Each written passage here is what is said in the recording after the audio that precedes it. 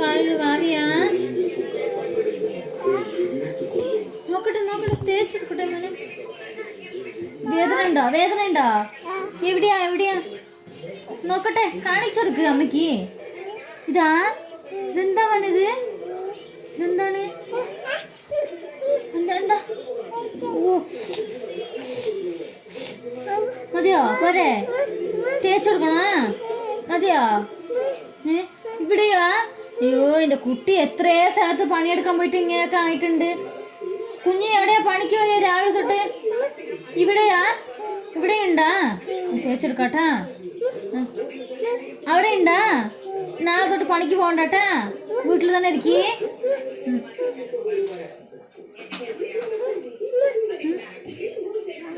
ഇവിടെയാ ഭാവിയാ?